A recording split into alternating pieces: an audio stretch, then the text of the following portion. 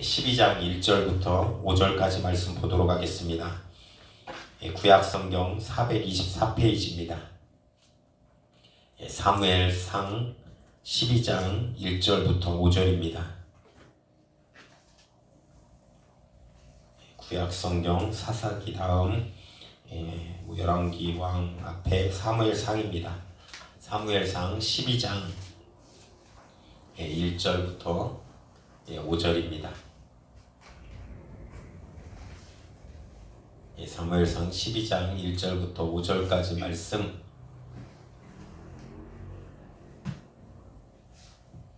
구약성경 424페이지입니다. 사무엘상 12장 1절부터 5절까지 우리 한 목소리로 합독하겠습니다. 시작. 사무엘이 온 이스라엘에게 이르되 보라 너희가 내게 한 말을 내가 다 듣고 너희 위에 왕을 세웠더니 이제 왕이 너희 앞에 출입하느니라. 보라 나는 늙어 머리가 휘었고 내 아들들도 너희와 함께 있느니라. 내가 어려서부터 오늘날까지 너희 앞에 출입하였거니와 내가 여기 있나니 여호와 앞과 그 기름 부은 자 받은 자 앞에서 내게 대하여 증거하라. 내가 네 소를 취하였느냐 네 나귀를 취하였느냐 누구를 속였느냐 누구를 압제하였느냐 내 눈을 흐리게 하는 뇌물을 네 손에서 취하겠느냐. 그리하였으면 내가 그것을 너희에게 갚으리라. 그들이 가로되 당신이 우리를 속이지 아니하였고 압제하지 아니하였고 네 손에서 아무것도 취한 것이 없나이다. 사무엘이 백성에게 이르되 너희가 내 손에서 아무것도 찾아낸 것이 없음을 여호와께서 너희에게 대하여 증거하시며 그 기름 부음을 받은 자도 오늘날 증거하느니라.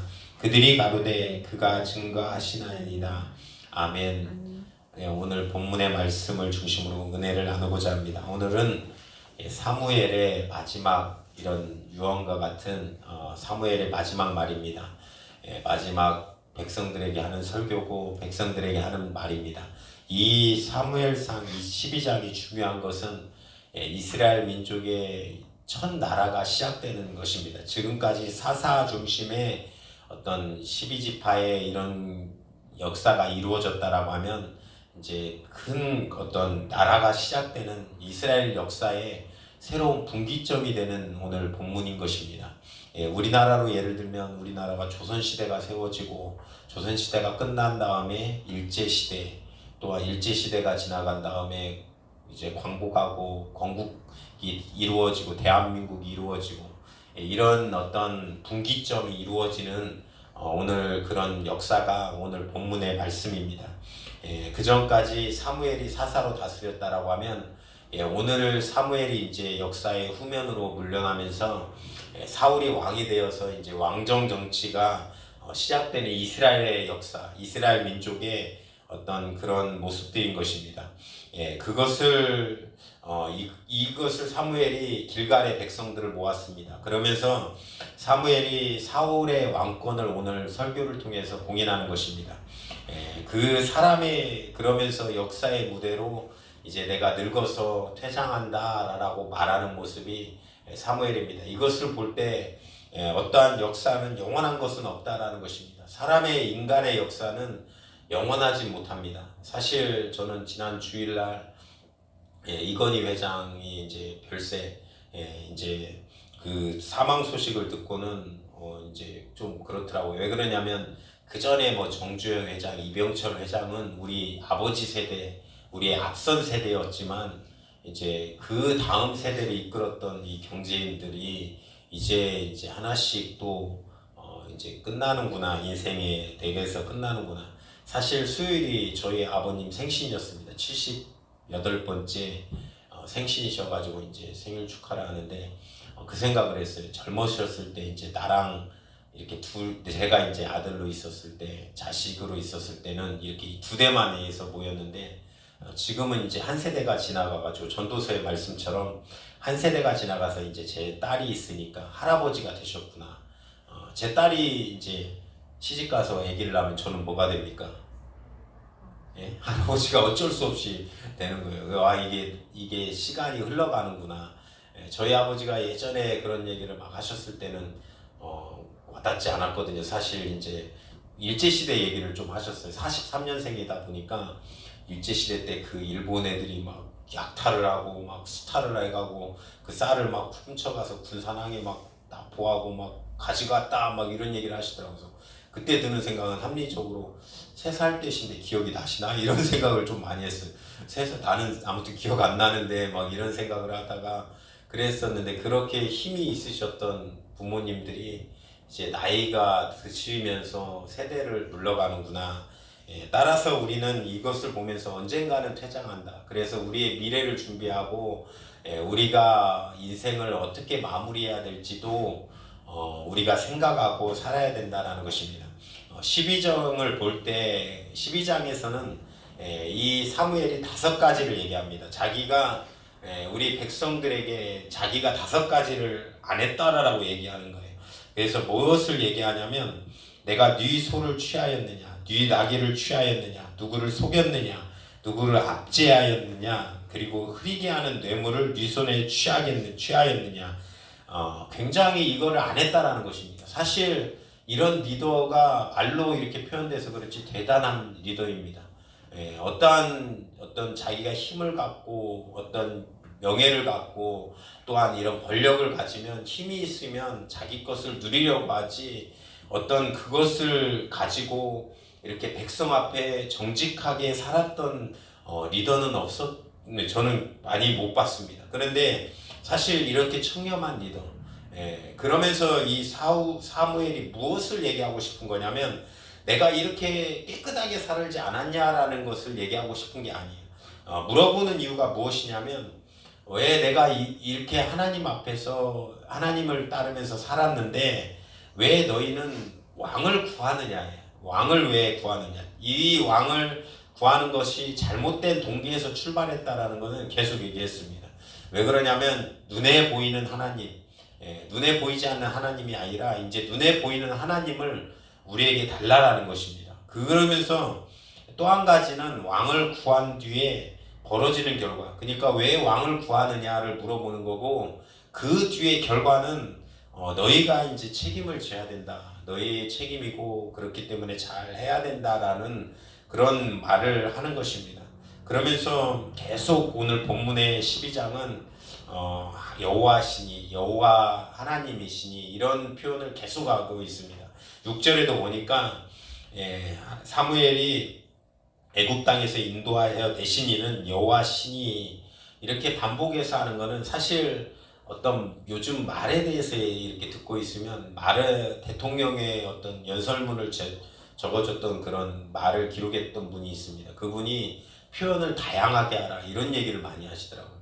그래서 표현을 같은 단어를 쓰지 마라. 그런데 이 같은 단어가 쓰여질 때는 반복이고 강조입니다.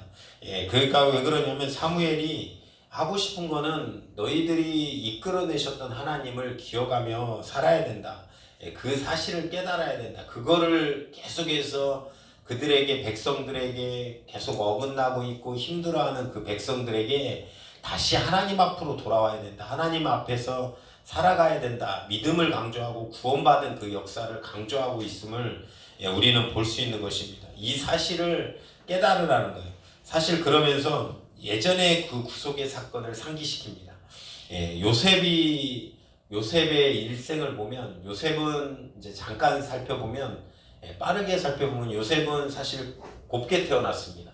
그래서 이제 남들과 다른, 형들과 다른 생똥옷을 입고 있었고, 그러면서 이제 무엇을 했냐면 종으로 팔려가게 되었습니다. 그 형들의 시기를 질투를 통해서 종으로 팔려가게 되었습니다. 그렇게 곱게 컸던 사람이 굉장히 아마 괴로웠을 거예요. 아마 그런 모든 것들이 종으로 팔려가서 또 그 아줌마의 유혹을 이겼는데, 하나님 말씀대로 이겼는데 감옥에 갇히고 고난을 당하고, 그러고 나서 풍년일 때도 하나님의 왜 나를 이 애굽 땅에 보냈는지 깨닫지 못했습니다. 그런데 뭐라고 고백하냐면, 자기를 팔았던 형들이 식량을 구하러 와서 무릎을 꿇었을 때, 그때 이런 하나님의 말씀으로 이렇게 기록합니다. 요셉은 하나님이 우리의 생명을 구원하시려고 나를 당신들보다 앞서 보내셨나이다. 인제 요셉의 하나님께서 하신 역사를 하나님께서 하신 역사를 바라보는 것입니다. 사실 우리가 그런 생각을 할 때가 있습니다. 어제도 승국이가 나한테 굉장히 영감이 주는 질문을 몇 가지를 했는데, 다시 태어나면 다시 태어나면 아니라 다시 옛날로 돌아가면 이런 얘기를 하더라고요. 근데 사실 지나고 나서 보면 하나님이 왜 이렇게 이끄셨을까? 하나님이 왜 나의 인생을 이렇게 걸어가게 하실까라는 생각을 많이 해본 적이 있는데, 지나고 나서 보니까 그것이 조금 보일 때가 있습니다. 이제 조금씩 하나님이 이렇게 역사하시는구나. 하나님이 우리의 인생을 간섭하시고 지금까지 오셨구나. 우리의 인생, 그러니까 사무엘이 말하고 싶은 거는 이스라엘 공동체에서 역사의 주체는 하나님이시다라는 거예요. 너희가 하나님을 기억하며 살아야 된다. 하나님이 이 역사를 가지고 가고 계시다. 사실 우리가 이 땅을 살아갈 때, 인생을 살아갈 때, 우리의 인생을 바라볼 때, 그리고 또한 사회를 바라볼 때, 또한 국가를 바라보고 전 세계를 바라볼 때, 이런 모든 것들이 어긋나 있고 우리의 생각대로 보면 왜 이렇게 가나, 왜 이런 일들이 벌어지나, 왜 이런 역사가 있나라고 사실 생각할 때가 많습니다. 그런데 이 모든 것을 다 하나님이 어쨌든 이끌고 가신다는 것입니다. 그 목적은 하나님이 친히 이루신다라는 것을 보여주는 것입니다. 사실 우리가 불의한 모습을 바라볼 때 그럴 때가 있습니다. 하나님 왜 이렇게 불의한 일들이 일어나고 하나님이 살아 계시는데 왜 이런 역사가 이루어집니까? 근데 하나님의 역사는 반드시 하나님이 손으로 이끄시고, 또한 하나님의 역사는 반드시 그 끝을 볼 때 하나님이 다 치리하시고 역사하신다는 것을 우리가 역사를 통해서 볼 수 있는 것입니다. 사실 좀 이따가 기드온의 좋은 모습을 보겠지만, 기드온의 역사가 그렇습니다. 기드온이 사사기에 보면 기드온이 있는데 이제 잘 성공하고 나서 그의 말년이 별로 안 좋았습니다. 말년에 무엇을 했냐면, 많은 사람들에게 금귀걸이를 자기에게 가져와라. 금이 무엇입니까? 오늘날로 말하면 돈보다도 더 귀한 게 금이지 않습니까? 실제 돈이 그 금귀걸이를 자기가 모읍니다. 그리고 기드온이 또 했던 부분이 이제 자기 아들을 낳아서 아비멜렉이라는 이름을 짓게 합니다. 아비멜렉이라는 이름은 나의 아버지는 왕이시다라는 뜻이에요. 그러니까 자기가 뭐라는 거예요? 자기가 왕이라는 거예요. 말로는 하나님께서 이 나라 통치하겠다. 근데 행동은 자기가 통치하겠다라는 거예요. 그렇게 이제 그리고 아들만 70명을 낳습니다. 그럼 부인이 얼마였다는 거예요? 부인이 얼마나, 그러니까 명예를 얻고 나서 힘을 얻고 나서 명예를 가지고 돈을 가지고 또 성적인 타락을 가지는 것이 기드온의 모습이었습니다. 그러고 나니까 기드온의 시대가 지나갔는지는 모르겠지만 이 아비멜렉으로 인해서 완전히 아들이 다 죽는, 요담만 빼고 다 죽이는 역사가 일어나는 것입니다. 그만큼 이 역사의 끝은 우리가 판단할 때는, 우리의 시야로는 아직 멀리 못 보고 아직 우리의 인생으로는 짧기 때문에, 그렇지만 하나님의 역사는 반드시 하나님께서 친히 이루어 가신다는 것을 우리가 볼 수 있는 것입니다. 그러면서 12장 7절에 그런즉 너희는 가만히 서 있으라 라고 권면합니다. 이것이 어디서 나오냐면, 우리가 찬양할 때 그러지 않습니까? 너희는 가만히 있어 주가 하나님 됨을 볼지어다, 이런 찬양이 있지 않습니까? 이게 출애굽기 1장 14절에 나오는 말씀입니다. 뒤에서 홍해 바다는 앞에 있고, 그리고 뒤에서는 애굽의 그 백성들이 죽이려고 쫓아오는 그 이스라엘 민족의 심정. 그럴 때 막 모세에게 다 원망을 했습니다. 네가 왜 출애굽을 시켜서 우리를 죽이려고 하느냐, 우리를 왜 이 지경으로 몰아넣느냐. 그럴 때 모세가 당당히 나와서 이 말을 하는 거예요. 너희는 가만히 있어 하나님의 역사하심을 봐라. 하나님의 역사하심을 봐라. 하나님이 가만히 서서 아무것도 안 하는 것이 아니라 하나님에게 모든 것을 맡기고 믿으라는 거예요. 우리가 하나님의 말씀대로, 하나님의 믿음대로 지킨다라고 하면 하나님께서 이끌어 주실 거라는 것을 확신을 주신다라는 것입니다. 그러고 나서 우리는 결과를 알지만, 그 모세는 믿음으로 말미암아 이것이 해결될 것이라는 것을 본 거예요. 홍해 바다가 갈라집니다. 홍해 바다가 갈라지는 역사. 그 눈앞에서 바라보는 이스라엘 민족들, 한번 정말 보고 싶지 않습니까? 그런 하나님께 맡기고 하나님의 해결하는 역사, 우리가 역사를 바라볼 때 우리는 하나님의 시야, 이런 시야가 필요하다라는 것입니다. 그러면서 12장 11절에 하나님께서 하신다는 말씀, 하나님께서 역사를 주관하신다는 말씀을 증거하기 위하여 네 명의 사사를 언급합니다. 11절에 보니까 여우바알과 베단과 입다와 나 사무엘을 보내사 너희를 사방 원수의 손에서 건져내게 하셨다라고 얘기하는 거예요. 여기서 여우바알이 아까 설명했던 기드온입니다. 기드온의 별명, 이름이 아니라 기드온의 별명이 여우바알이에요. 왜 그러냐면 이 바알과 아세라를 저녁 밤에 이제 도끼로 찍어서 무너뜨렸다. 그래서 바알을 멸했다라는, 바알과 대항해서 싸웠다라는 별명이 이 기드온의 별명입니다. 기드온에 대해서 잠깐 보면 처음에 큰 용사라고 하나님께서 표현하지만 사실 굉장히 내성적이고 조용한 사람이었습니다. 앞에 설 수 없는 사람. 계속해서 어떤 적이 쳐들어오니까 몰래 밤에 타작한다든지 몰래 숨어서 막 밀배다가 이런 모습을 보여주는 게 기드온입니다. 그런데도 하나님께서 들어 쓰시는 거예요. 그러면서 기드온의 300용사도 어떻습니까? 왜 300용사를 택했냐면 너희들이 싸움을 이기는 것이 아니다라는 거예요. 너희들이 싸움을 잘해서 이기는 것이 아니기 때문에 실제로 32,000명이 모인 그 32,000명, 13만 5천 명하고 32,000명하고 전쟁을 펼칩니다. 사실 4대 1 정도는 잘 싸우면 이길 수도 있어요. 왜 그러냐면 그런 전쟁은 많이 있습니다. 그렇기 때문에 하나님께서 줄이는 거예요. 얼마나 줄이냐? 맨 처음에 이제 겁나는 사람은 돌아가라. 그러니까 22,000명이 돌아가고 10,000명이 남아요. 거기에서 더 줄이는 것입니다. 그래도 너희들이 자긍해가지고 너희 손이 너희를 구원하였다 함이 아니라 내가 이스라엘 민족을 구원하겠다. 그래서 이제 물을 이렇게 떠먹는 사람을 남기고 물을 그냥 이렇게 그냥 엎드려서 먹는 사람을 돌려보내니까 몇 명이 남냐면 300명이 남습니다. 수학을 잘하면 한번 물어보겠는데 300명이 14만 5천 명을 죽이려면 몇 명씩 죽여야 됩니까? 한 400명 이상, 500명, 400명 이상, 500명 사이 이 정도의 인원을 죽여야 되는 거예요. 그러면 칼로 400명을 죽인다라고 한번 생각해 봅시다. 앞에 세워놓고 그냥 죽이기만 하려고 해도 총을 쏘는 게 아니고 대포를 쏘는 게 아니잖아요. 못 이기는 전쟁이라는 거. 그런데 하나님이 이기게 하는 것입니다. 그 다음에 나오는 사람이 누굽니까? 베단인데 여기 주석에 보면 70인 역에는 바락이라고 나오는 거예요. 이 바락이라는 사람은 드보라 여사사와 같이 짝을 이루어서 이겼던 사람입니다. 그런 사람이 뭐라고 얘기하냐면 나는 같이 가야겠다. 그러니까 네가 가도 승리하고 누가 가도 승리하는데 마치 이제 대통령 밑에 국방부 장관이었던 그런 모습을 가지고 있는 게 이 바락이라는 사람입니다.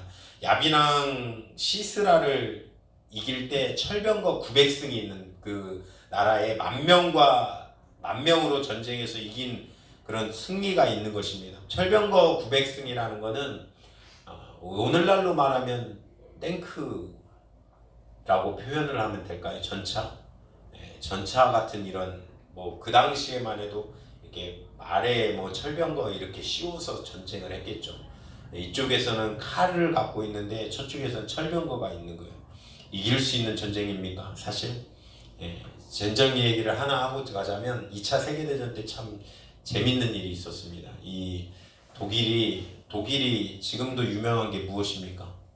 독일이 벤츠 이런 거 유명하잖아요. 자동차 만드는 그런 걸로 유명한 게 독일인데 독일이 그 당시도 강해가지고 이 독일이 전차 군단을 만들었습니다. 전차 군단을 만들고 맨날 독일한테 가장 피해봤던 나라는 폴란드입니다. 그 옆에 맨날 붙어 있어가지고 독일이 전쟁을 일으키면 맨 처음에 폴란드부터 망해요. 근데 폴란드를 이제 쳐들어왔습니다. 폴란드 독일이 전차를 몰고 탱크를 몰고 쳐들어왔는데 폴란드에서 제일 이 정예군이 나왔어요. 전쟁을 치르러. 무슨 전쟁을 치르러 나왔냐면 흰 말을 타고 칼을 차고 나왔어요. 가지고 하루 만에 멸망했습니다. 진짜 얘는 탱크인데 여기는 말이에요. 말하고 칼인데 아무튼 이 정도의 전쟁을 이길 수 있는 거 하나님의 은혜라는 것입니다. 하나님께서 승리하게 하셨다라는 거예요.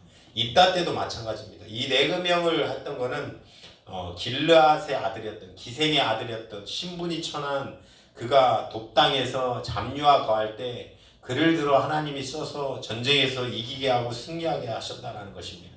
그리고 자기 사무엘을 언급했던 거는 사무엘은 어떻습니까? 사무엘이 어머니가 한나입니다. 태어나지 못하고 아기를 못 낳는 한나.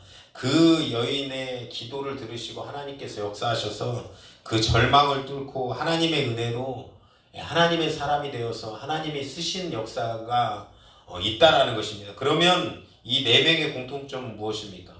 사람의 초점이 있지 아니하였다는 것입니다. 하나님이 하셨다라는 거예요. 역사의 주관자는 하나님께서 이 사람들을 통하여 역사의 어둠을 막 몰아내고 밀어내고 병든 역사를 완전히 뚫어냈다는 그런 역사를 보여주고 있는 것이 이것입니다. 이 사무엘이 왜 마지막으로 이 설교를 합니까? 이 설교를 하는 이유는 너희가 눈에 보이는 왕을 보여달라고 하는 이스라엘의 불신앙을 꾸짖는 거예요. 이제 너희가 이제는 하나님만이 우리의 참구주로 그렇게 믿고 살아가야 된다. 너희를 구한 왕, 너희를 택한 왕, 하나님을 바라봐라 라는 것입니다. 그러면서 하나님의 이 재밌는 표현이 17절에 나옵니다. 하나님의 심정을 얘기하는데 하나님의 17절에 보니까 오늘은 밀베는 때가 아니냐. 내가 여호와께 아뢰리니 여호와께서 우레와 비를 보내사 너희가 왕을 구한 일 곧 여호와의 목전에 범한 죄악이 큼을 너희로 밝히 알게 하시리라 라고 얘기합니다. 그러니까 무슨 말이냐고 하면 밀을 베는 시기, 계절상 이 건조기, 계절상 비가 내리지 않는 이 시기에 밀을 베는 때 우레와 비를 내리겠다라는 거예요. 그 자연재해는 성경에서 이런 자연재해는 하나님의 메시지, 하나님의 어떤 그 성경에서는 하나님의 분노로 표현될 때가 많이 있습니다. 사실 그런 이 풍랑, 요나가 이제 하나님의 명령을 따르지 않고 반대로 도망갔을 때 풍랑이 일어나듯이 이 자연재해는 하나님의 분노의 표현을 표현하고 있는 것이 많습니다. 코로나도 마찬가지인 것 같아요. 가장 큰 거는 코로나가 어떤 중국의 어떤 선교사님들을 핍박하고 굉장히 그 직전에 코로나 터지기 직전에 선교사님들이 제가 아는 선교사님들이 항상 하는 얘기가 있었어요. 중국 선교가 힘들다. 거의 추방당하기 직전이다. 그래서 선교사라고 할 수는 없다. 선교사라고 하고 들어갈 수도 없다. 우리가 그냥 뭐 어떤 사업자라고 하고 들어가야 된다. 이런 얘기를 많이 하셨거든요. 그리고 점점 이제 밀려 나오고 쫓겨 나오고 한 번 나오면 들어가기 너무 힘들고 중국 선교가 거의 끝나가고 있는 그런데 중국에서 그런 일이 벌어지는 것입니다. 우리나라도 어떻습니까? 우리나라도 뭐 신천지라든지 사실 교회에 대한 메시지도 있다라고 생각을 해요. 우리가 정말 다시 한번 예수 그리스도의 어떤 십자가의 피의 보혈 그리고 또한 다시 오직 예수 오직 말씀 이렇게 다시 한번 어떤 다른 것을 보는 것이 아니라 다른 어떤 이제 뭐 큰 교회나 작은 교회나 어떤 문제들 싸우고 다투고 이런 모습들이 아니라 주님의 은혜 안에서 하나님의 은혜로 더 가라는 그런 메시지지 아닌가 싶습니다. 근데 어찌됐든 성경은 이 자연재해를 분노, 하나님의 분노로 표현합니다. 그런데 이것이 하나님의 진정한 뭐 악한 부분, 너희들 막 두드러 패겠다가 아니에요. 그러면서 얘기하는 것입니다. 하나님의 사랑과 자비를 보여줍니다. 22절에 그것이 증거로 남아 있습니다. 나는 너희를 위하여 기도하기를 쉬는 죄를 여호와 앞에서 결단코 범치 아니하고 선하고 의로운 도를 너희에게 가르칠 것인지. 또한 22절은 뭐라고 얘기하냐면 여호와께서는 너희로 자기 백성 삼으신 것을 기뻐하신 거로 하나님이 무엇을 기뻐하셨다라는 거예요. 자기 백성을 삼은 것을 기뻐했다라는 것입니다. 하나님의 사랑을 표현하고 있는 거예요. 하나님이 요즘 말로 말하면 어떨까요? 우리가 하나님의 자녀, 하나님의 백성, 하나님의 자녀가 된 것을 기뻐하신다라는 거예요. 우리의 모습을 봅시다. 우리의 모습을 볼 때 하나님이 기뻐하시는 모습이 있습니까? 그런데 왜 우리를 하나님의 자녀로 기뻐하실까요? 한번 정말 하나님에게 좀 물어보고 싶어요. 하나님이 이렇게 불순종하고 이렇게 흔들리고 넘어지는, 아까도 저는 우리 성도님들 만나면서 그런 영감과 하나님의 말씀 감동을 느낍니다. 은희 집사님이 목회에 대한 질문을 하셨어요. 목회가 하냐고 해서, 사실 목회는 많은 사람들이 그러잖아요. 막 다들 목사님 됐으면 좋겠다. 예전에 저희 부모님한테 이런 적이 있어요. 부모님한테 한번 너무나도 이제 이 주의 길을 목회를 하고 싶은 거예요. 그래가지고 한 번은 처음에 이제 말을 꺼냈어요. 그랬더니 아버지는 찬성이에요. 그래야 목사님 존경받고 훌륭하지. 그러니까 아버지는 그냥 존경받고 훌륭한 것만 보시는 거예요. 근데 어머니가 그렇게 힘든 길을 왜 가려고 하냐. 이제 어머니는 그 목회의 길이 쉽지 않다는 걸 아시는 거예요. 그러니까 물론 참 성도님들하고 같이 지내고 막 이런 것도 좋은데, 이 목회 뭐 그런 말도 있습니다. 목사님들이 막 질병에 막 스트레스로 인해서. 근데 저는 재밌어요. 사실 교회 안에서 찬양하는 거, 교회 안에서 지내는 거, 교회 안에서 생활하는 것이 너무 가장 맞았어요. 다른 것보다 이거 안 하면 못 살겠다라는 생각이 들어가지고 사명자로 또 목회자로 이렇게 했는데, 하나님이 자기 백성 삼으신 것을 기뻐하신다라는 거. 그러면 하나님의 자녀가 된 것을 우리를 기뻐하신다라는 것입니다. 왜 하나님이 이렇게 기뻐하실까요? 사실 저도 그렇습니다. 이 성도님들 볼 때 제 마음속에 기쁨이 있어요. 근데 하나님이 그 사랑과 자비가 없는 분 막 진노하시는 것 같지만, 우레를 치고 또 비를 내리겠다 막 이렇게 하는 것 같지만, 그 모습 다음에는, 중심에는 하나님의 사랑과 자비가 있는 것입니다. 구원받는 것을 기쁘게 여기시는 것입니다. 자기 백성을 버리지 아니하시는 것입니다. 그러면서 사무엘이 마지막 23절에 자기의 목회를 마무리하면서 뭐라고 얘기하냐면, 백성들을 선하고 의로운 도로 너희를 가르칠 것이다. 그리고 내가 기도를 쉬는 죄를 범치 아니하겠다. 이 두 가지를 얘기를 해요. 백성에게 선하고 의로운 길을 가르치겠다라는 것은 무엇입니까? 오직 의로우신 분은 요즘 새벽 예배 때 로마서를, 또 주일 2부 때 로마서를 보고 있는데, 의로우신 분은 예수 그리스도밖에 없습니다. 예수님께 인도하는 길, 오직 그분께 인도하는 길을 쉬지 않겠다. 그분께 그것을 백성들에게 가르치겠다라는 마음을 먹는 거예요. 그리고 또 마지막에 기도하기를 쉬는 죄를 범치 아니하겠다. 참 멋있는 것 같아요. 제가 교회를 개척하고 나서 가장 마음이 놓이고 기쁜 마음이 있는 것이 무엇인 줄 아십니까? 참 기도하는 권사님들과 집사님들이 많이 오신 거예요. 사실 제가 이정남 권사님 이름 얘기하지 말라고 맨날, 근데 다 알아요. 승국이 기도 제목을 나보다 더 잘 알아요. 맨날 기도하다가 어떻게 지내냐고.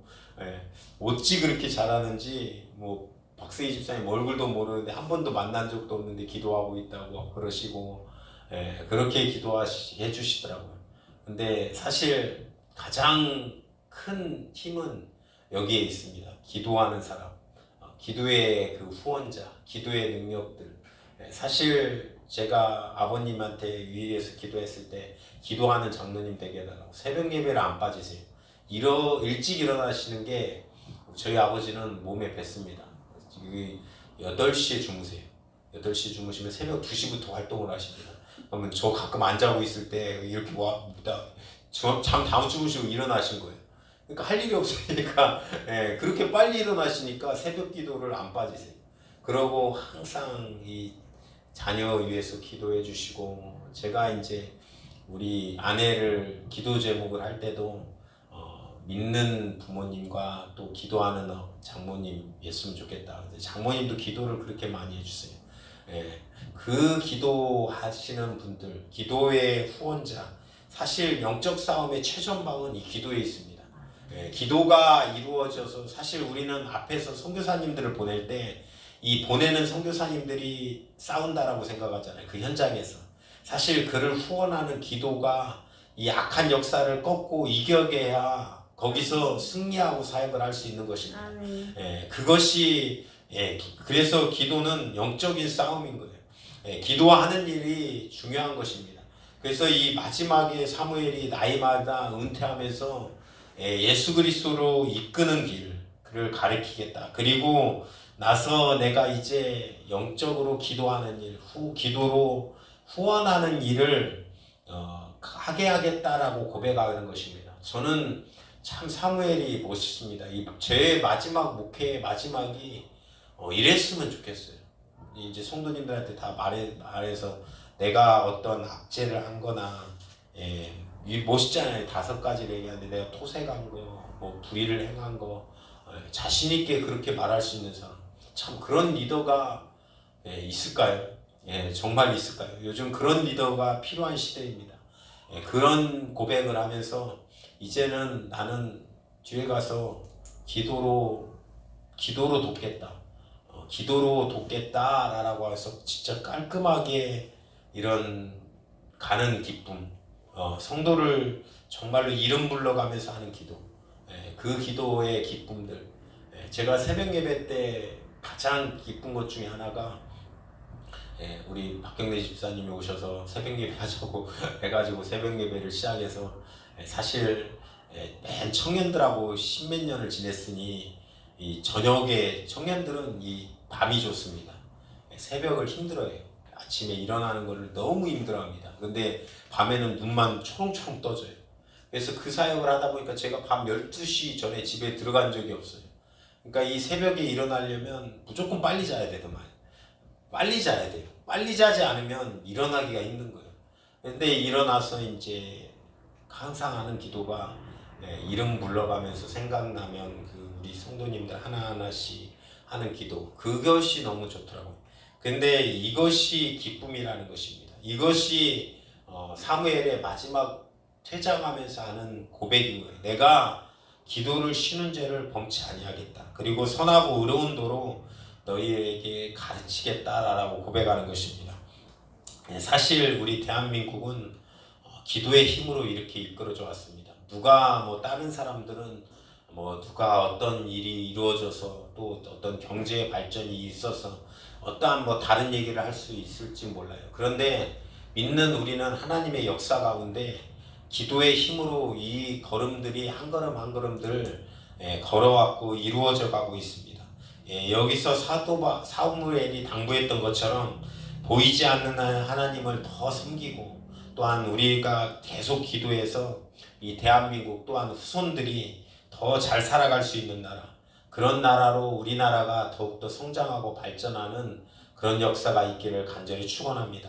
점점 청년들이 어떤 교회를 힘들어하고 떠나고 또한 젊은 어린아이들이 아직 교회에 적응하지 못하고 교회를 아직 하지 못하는 그런 모습들이 아니라 이 교회가 점점 더 흥왕해서 하나님의 말씀으로 지켜져서 우리의 다음 세대도 또한 정말로 계속되는 그런 교회들이 이루어져서 하나님의 교회로 계속해서 성장하는 역사가 이 대한민국과 또한 우리 교회와 또한 우리 모든 성도님들의 머리 위에 넘쳐나기를 주님의 이름으로 축원드립니다.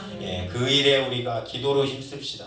또한 하나님의 정말로 보이지 않는 하나님을 더 바라보고 또 섬기고 또한 그 믿음을 더욱 지켜갑시다. 그런 우리 모든 성도님들이 되기를 주님의 이름으로 축원드립니다. 오늘 이 시간 합심으로 기도하실 때 하나님 오늘도 불러주셔서 예배하게 하신 주님 감사합니다. 하나님 사무엘이 퇴장하면서 하나님 아버지 이제 정말로 내가 선하고 의로운 길을 많은 사람들에게 가르치겠다 고백했던 것처럼 또한 기도하는 일을 하나님 쉬지 않는 겠다라고 고백했던 것처럼 우리의 인생도 하나님 아버지 정말로 살아가면서 하나님 그 일들이 이루어지고 나타나는 우리 인생들이 될 수 있도록 도와주시옵소서. 그런 인생으로 살 수 있도록 주님 축복하여 주시고 하나님이 역사를 이끌어 가시는 그런 주관자이심을 고백하고 살아갈 수 있도록 하나님 주여 역사하여 주시옵소서. 그 믿음을 정말로 오늘 이 시간 충만하게 달라고, 또한 오늘 이 시간 어떠한 기도 제목도 하나님께서 하나님 아버지 들으시고 응답하여 주실 확신을 갖고 기도할 때 하나님 우리의 가족들, 우리의 친척들 하나님께서 붙들어 달라고 주여 삼창에 치고 기도하겠습니다. 주여 주여 주여. 생명 되신 주님, 오늘도 하나님 아버지 예배할 수 있도록 하나님 도와주시는 데 감사합니다. 하나님 우리의 마지막에 하나님 모습들이 하나님 목회를 시작하며 하나님 아버지 마지막을 바라보며 하나님 아버지 살아가게 하옵소서. 하나님 아버지 그 일에 변치 않게 하여 주시옵소서. 하나님 사무엘이 정말로 주님 하나님 아버지 그렇게 고백했던 것처럼 하나님